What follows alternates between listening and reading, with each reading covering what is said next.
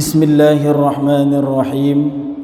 Assalamualaikum warahmatullahi wabarakatuh. Waalaikumsalam warahmatullahi wabarakatuh.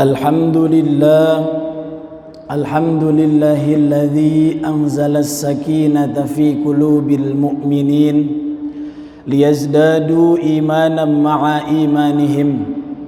Ashhadu an la ilaha illallah wahdahu la syarika lah wa ashhadu anna sayyidana Muhammadan abduhu wa rasuluhu la nabiyya ba'dah.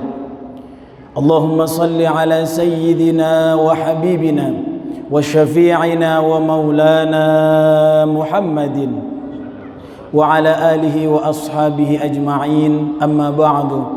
Qala Allah ta'ala fil Qur'anil 'azim, a'udzu billahi minasy syaithanir rajim. Bismillahirrahmanirrahim. Ya ayyuhalladzina amanu taqullaha haqqa tuqatih wa la tamutunna illa wa antum muslimun. Ibadallah, usi nafsi wa iyyakum bitaqwallah wa ta'atihi faqad fazal muttaqun. Jamaah sidang salat Isya dan salat tarawih berjamaah, mudah-mudahan kita semua yang hadir di tempat ini senantiasa mendapatkan keberkahan dari Allah Subhanahu wa taala. Bapak Ibu yang Allah muliakan, hari ini kita sudah memasuki malam-malam pertengahan di bulan suci Ramadan. Mudah-mudahan semakin bertambahnya malam-malam bulan suci Ramadan, bertambahnya amal kebaikan kita di bulan suci Ramadan ini. Jamaah yang dimuliakan Allah Subhanahu wa taala, ada seorang sahabat Nabi yang dikenal sahabat yang sangat soleh, namanya Sauban. Beliau adalah seorang sahabat yang tidak pernah meninggalkan ibadah di dalam masjid, bahkan tidak pernah tertinggal untuk sholat jamaah di masjid. Singkat cerita, sahabat yang mulia ini suatu ketika waktu subuh, beliau tidak datang. Kemudian Rasulullah bertanya kepada para sahabat, "Aina Sauban?" Di mana Sauban?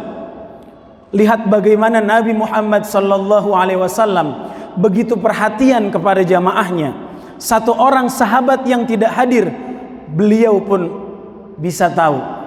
Karena posisi dari Sauban adalah selalu di pojok paling kanan. Tapi tujuannya bukan ingin memojok, tapi karena di pojok itu posisi yang paling strategis, tidak banyak terganggu oleh banyak orang. Ditanya oleh Nabi, "Aina Sauban?" Di mana Sauban? Para sahabat menjawab, "Kami tidak tahu ya Rasulullah." Kemudian Rasulullah memutuskan untuk menunggu. Karena seringnya sahabat ini sholat berjamaah, maka Rasulullah tidak ingin sahabat ini tertinggal untuk sholat berjamaah. Ditunggu, kemudian sampai waktunya berjalan, sampai akhirnya diputuskan untuk melaksanakan sholat. Ditakutkan waktunya habis. Ketika selesai sholat berjamaah, Rasulullah kemudian mengajak para sahabatnya untuk menjenguk ke kediaman Sauban. Ternyata begitu ditelusuri, jalan dari masjid ke rumah Sauban menempuh jarak kurang lebih 3 jam. Jamaah yang dimuliakan Allah Subhanahu wa taala, sahabat yang begitu mulia masih mau datang ke masjid dengan jarak tempuh 3 jam. Begitu sampai rumahnya, Rasulullah kemudian bertanya kepada istrinya, "Aina Sauban?" Di mana Sauban? Istrinya kemudian menjawab, "Tufiya zauji." Suamiku telah meninggal dunia. Kemudian Rasulullah bertanya, "Apakah ada sesuatu yang aneh sebelum ia wafat?" Istrinya kemudian menjawab, "Saya tidak merasa ada yang aneh. Namun saya tidak mengerti 3 kalimat yang beliau katakan sebelum meninggal dunia." "Mahi?" Apa itu? Kata Rasulullah. Kemudian istrinya memberikan penjelasan. Yang pertama, beliau mengatakan, "Kenapa tidak jauh lagi? Kenapa tidak lebih jauh lagi?" Yang pertama. Kemudian yang kedua, "Kenapa bukan yang baru?" Kemudian yang ketiga, "Kenapa tidak semuanya saja?" Jamaah yang dimuliakan Allah Subhanahu wa taala, kita harus memahami bahwa ketika orang dalam keadaan sakaratul maut, maka Allah akan tunjukkan amal-amal kebaikan yang pernah ia laksanakan di dunia. Ketika ia mengatakan, kenapa tidak lebih jauh lagi? Maka saat itu Allah sedang menunjukkan pahala-pahala kebaikan, di mana ketika dia berjalan dari rumahnya menuju Masjid Nabawi, maka beliau mengatakan, kenapa tidak lebih jauh lagi sehingga aku bisa mendapatkan pahala yang lebih banyak dari ini?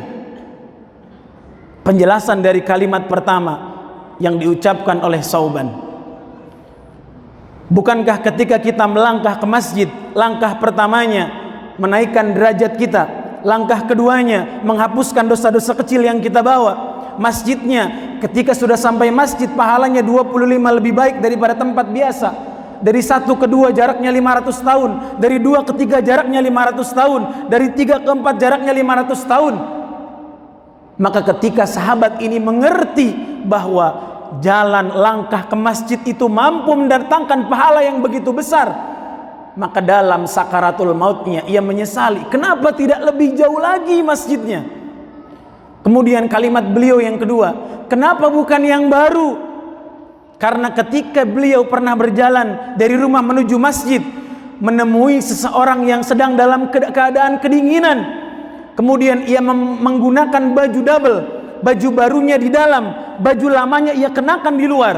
Ketika melihat orang dalam keadaan kedinginan, ia copot baju lamanya dan ia berikan kepada orang yang sedang dalam kedinginan.